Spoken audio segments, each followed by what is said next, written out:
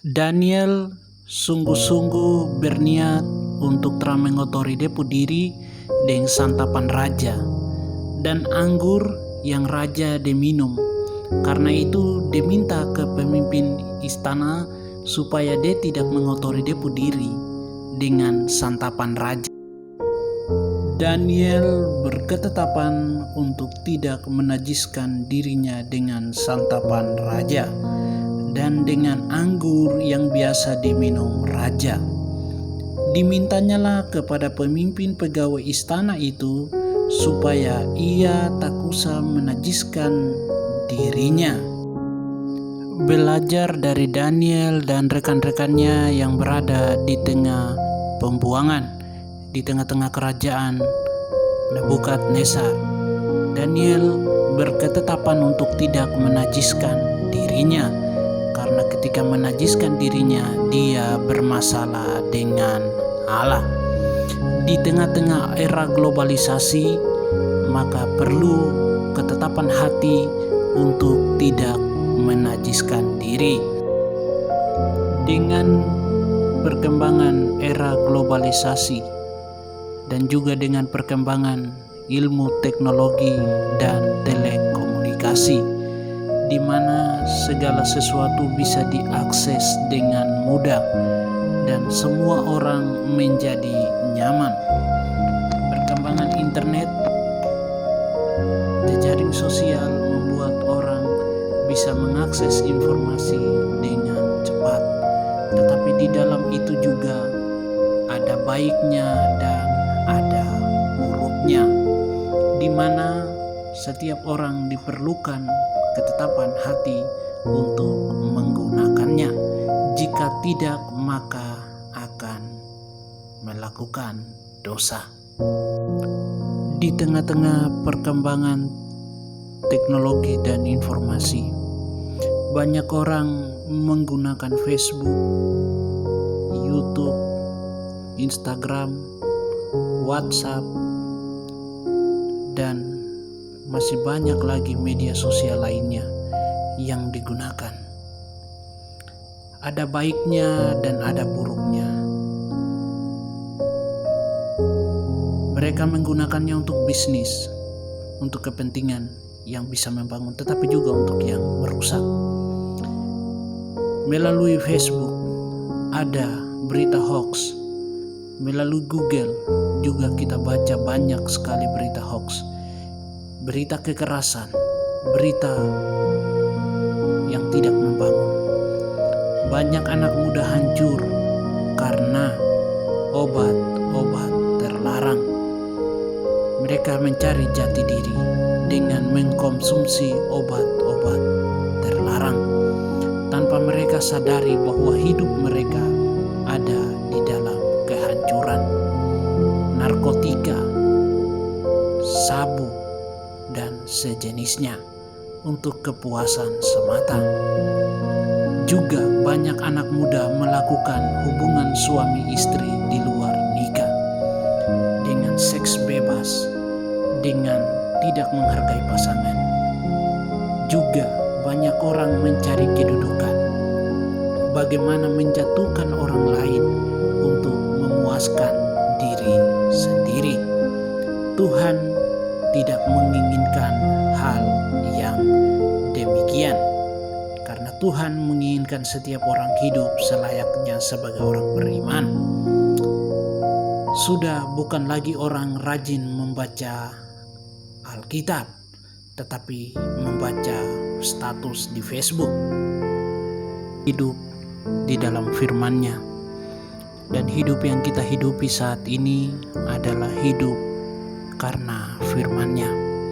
Karena tanpa firman Tuhan kita berjalan di dalam kegelapan, tak tahu arah, entah kemana.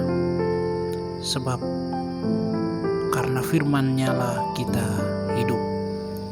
Dan Tuhan menginginkan setiap orang hidup di dalam kekudusan, seperti di dalam Efesus pasal 1 ayat 4.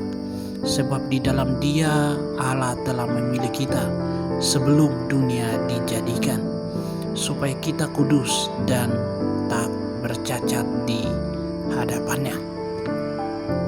Di tengah era globalisasi diperlukan kekudusan, sebab tanpa kekudusan tidak mungkin kita berkenan kepada Allah. Sebab dengan hidup kudus, sebab itu kita akan menyenangkan Tuhan. Sebab Tuhan sendiri berkata bahwa kuduslah kamu sebab aku kudus. Tidak ada orang yang sempurna, tidak ada manusia yang sempurna, tetapi proses kepada kesempurnaan itu terus terjadi. Jangan menajiskan diri dengan obat-obat terlarang, karena dengan menajiskan diri kita tidak akan layak di hadapan Allah. Allah menginginkan kita untuk mempersembahkan tubuh kita sebagai ibadah yang sejati di hadapannya. Jangan juga melakukan seks bebas kepada pasangan yang bukan istri kita. Jangan juga menyebarkan berita bohong, karena sama saja dengan menipu dan bersaksi dusta terhadap orang lain. Sebagai orang percaya, kita ditugaskan oleh Tuhan untuk menjadi garam. Dalam Matius 5 ayat 13 sampai dengan ayatnya yang ke-14, kita adalah garam dunia dan terang dunia. Maka kita ditugaskan untuk menjadi garam, untuk memberi rasa yang baik kepada dunia ini, menjadi terang di tengah-tengah dunia yang sudah gelap, apalagi di tengah-tengah era globalisasi yang dimana dunia sedang rusak di dalam hawa nafsu. Maka kita dituntut untuk menjadi terang dunia yang dapat menerangi dunia ini sebagai alat di tangan Tuhan untuk menyampaikan firman-Nya. Dan apapun yang kita lakukan berpadanan dengan Kristus, dan apapun yang kita kerjakan hendaklah sesuai dengan yang disampaikan di dalam firman-Nya. Menjadi garam berarti menjadi contoh, menjadi teladan sebagai orang percaya di tengah-tengah dunia ini, sehingga tidak terjadi kerusakan moral. Jika kita menjadi garam, maka terangilah orang lain dan memberi rasa kepada orang lain. Jika kita menjadi alat di tangan Tuhan, lakukanlah dengan sungguh-sungguh, maka Tuhan akan memberkati. Yang diperlukan di sini adalah ketetapan hati untuk tidak menajiskan diri dengan minuman keras, dengan seks bebas, dengan obat-obat terlarang. Menjaga mulut kita, menjaga sikap kita, menjaga hati kita, sehingga tidak mengikuti atau mengasihi dunia dan apa yang ada di dalamnya. Karena kita diciptakan bukan untuk melakukan pekerjaan-pekerjaan dunia ini, tetapi melakukan pekerjaan-pekerjaan yang dari sorga, yang ditetapkan oleh Allah sendiri.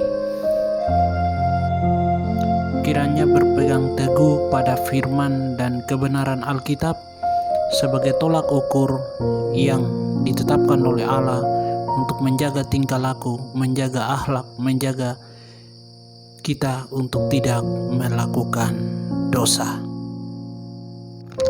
Tuhan Yesus memberkati kita dan memelihara kita mulai hari ini sampai dengan Dia datang kembali.